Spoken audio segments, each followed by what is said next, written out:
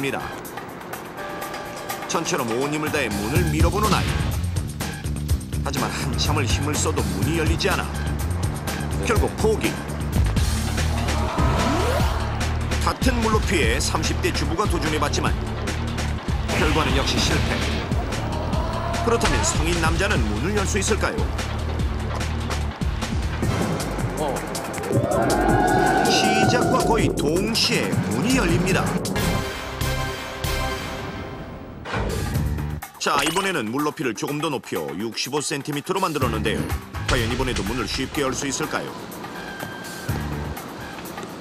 겨우 20cm 높아졌는데 하지만 전과 달리 문은 거의 꿈쩍도 하지 않는 상황. 결국 문 열기 실패. 자, 그렇다면 이렇듯 물높이가 그다지 높지 않아도 안에서 문을 열 수 없는 이유는 무엇일까요? 문 앞에 물이 차올랐을 때 문이 쉽게 열리지 않는 것은 문에 작용하는 강력한 수압 때문입니다.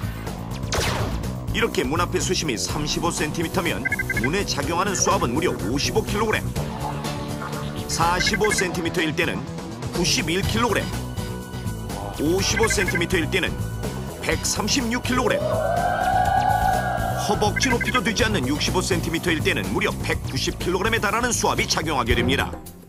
그래서 물 높이가 무릎 높이 정도로 낮아도 힘이 약한 어린이나 여성들은 문을 열기 힘들고, 물이 허벅지 정도까지만 차도 성인 남성이 문을 열지 못하게 되는 것입니다. 전문기관의 조사에 따르면 지하주택의 침수가 시작되고 문이 열리지 않는 데까지 걸린 시간은 단 4분. 즉 탈출 시간 4분을 넘기면 그 누구도 문을 열 수 없다는 뜻. 그 때문에 장마철 비가 많이 내려 지하주택의 침수가 시작되었다면 4분 안에 탈출해야 합니다. 그에 앞서 장마철에는 기상예보나 재난경보에 항상 귀를 기울이고 주택도 물에 잠겼습니다. 미리 대비하는 것이 가장 최선의 방법임을 잊지 말아야 합니다. 그렇구나.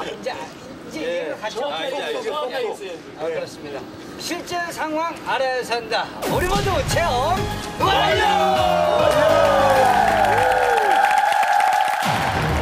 사고가 죽음을 결정짓는 순간의 선택. 만약 당신이라면 어떤 선택을 하시겠습니까? 위기의 순간 죽느냐 사느냐.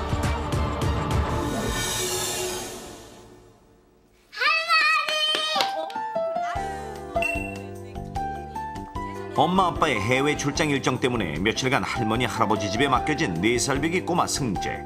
눈에 넣어도 아프지 않을 만큼 귀하고 사랑스러운 손자이긴 하지만 동네에서 악동으로 소문이 자자한 손자 승재의 극성은 단 몇 시간 만에 노부부의 정신을 쏙 빼놓을 정도였습니다. 아이고 승재야, 할아버지 힘들어. 이제 그만해. 응?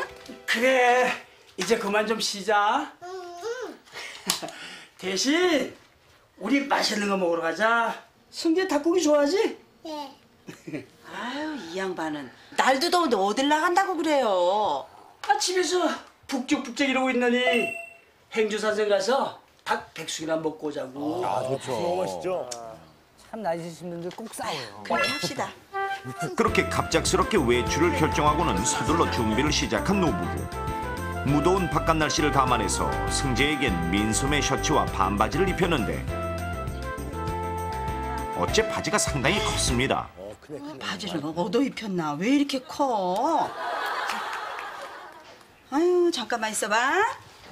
어디 보자, 어디 보자. 큰 바지 사요 다, 그죠? 그래, 요거 하면 되겠다. 장난꾸러기 손자가 이리저리 뛰어다니다 혹여 바지가 내려갈지 몰라 할머니는 허리띠를 단단히 졸라맸습니다. 벨트가 좀 성인용. 멋있어요, 우리 승재. 예쁘다. 빨리 갑시다. 아유, 그래. 아유, 근데 여보, 우리 은영이도 닭백숙 좋아하는데. 그래, 그럼 한번 전화해봐요. 그래요. 아유, 승미야, 고모한테 전화하고 올게. 근처에 사는 임신 중인 딸 은영 씨가 마음에 걸려 가는 길에 태워 함께 가기로 하고 일단 집을 나선 세 사람. 바깥 나들이에 신이 난 손자 승재를 데리고 노부부는 차에 올랐습니다. 그런데 출발한 지 얼마 되지도 않아 말썽꾸러기 승재는 그새 심심해졌는지 창문을 열었다 닫았다 하며 장난치기 시작했는데 승재야, 창문 갖고 장난하면 안 돼. 얼른 창문 닫어. 못 들은 척 능청을 떠는 승재. 너 자꾸 그러면 너 네 엄마한테 이른다. 엄마 소리에 깜짝 놀라더니 그제야 창문을 닫고 얌전히 앉았습니다. 언니 나 요구르트 어? 금방 밥 먹을 건데 무슨 요구르트야. 먹을래. 거기 가방에 있어. 고사리 같은 손으로 가방을 뒤져보는데 꺼냈어? 그런데 어느새 가방에 있던 과도를 꺼내들고 있는 승재. 아우 안 돼, 안 돼. 위험하죠. 위험해. 큰일 나죠, 큰일 나죠. 아니 아유. 칼이야. 이따가 점심 먹고 나서 참외 깎아 먹으려고 넣었죠. 가슴이 철렁했던 할머니는 말썽꾸러기 손자가 못 믿어워 가방에서 직접 요구르트를 꺼내 건네주었습니다. 자, 승재야. 자, 여기 있다. 응. 하지만 입으로 물어뜯는 폼이 저러다간 10중 8구 흘릴 게 분명한데 아유, 그렇게 먹으면 안 돼. 빨대 꽂아 먹어야 돼. 아우, 정신없어. 할머니가 꽂아준 빨대 덕분에 승재는 흘리지 않고 얌전하게 요구르트를 먹을 수 있었습니다. 그 나이 때가 제일 정신없을 때죠. 그 사이 어느새 승재 고모인 은영 씨의 집 앞에 도착. 아이고, 몸도 무거운데 이게 다 뭐야? 시댁에서 고춧가루 보내줬거든. 어머니가 엄마 갖다 주라고 하네. 아이고, 별걸 다. 우리까지 신경 안 써도 아니, 되는데. 승재야, 승재 왔네. 뚱뚱해. 여기 아가가 있어서 그래. 아가한테 인사 한번 해볼래? 안녕. 아유, 또 장난한다. 그렇게 하면 뱃속에 아가야가 아파요. 요 말썽꾸러기 여전하구나. 말도 마라. 장난이 어찌나 심한지? 아이고, 자자, 얼른 가자 우리. 어서 타러 가자. 이렇듯 한시도 가만히 있을 줄 모르는 어린 승재와 함께 이들 가족은 출발을 서둘렀는데 승재야, 고모 힘드니까 장난치면 안 된다. 괜찮아요. 잠시 후 목적지를 향해 잘 가던 중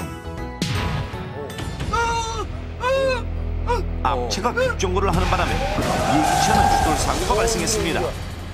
이 사고로 할아버지와 할머니는 물론 임산부인 은영 씨도 다행히 타박상을 입는 정도에 그쳤는데 어린 승재만은 부상이 심해 재빨리 병원으로 옮겼는데도 불구하고 불과 몇 시간 만에 숨을 거두고 말았습니다. 그런데 이 사고의 특이한 점은 비록 차에 어린이용 카시트를 장착해 승재를 태우지는 않았지만 승재는 안전벨트를 확실히 맨 상태였고 또한 함께 탔던 어른들은 경미하게 다친 비교적 약한 추돌 사고였는데도 유독 승재만 크게 다치며 사망했다는 것. 그 이유는 바로 승재의 할머니와 할아버지가 차에 탄 손자에게 치명적인 위험이 될 거라고는 전혀 상상하지 못한 채 저질렀던 어떤 실수 때문인데 실제 부모들 중에도 어린 자녀를 차에 태울 때 그 위험성을 간과한 채 이 행동을 저지르는 경우가 종종 있으며 그로 인해 어른들은 경미한 부상만 입을 정도의 사고 발생 시에도 아이가 심하게 다치거나 사망하는 일이 벌어집니다.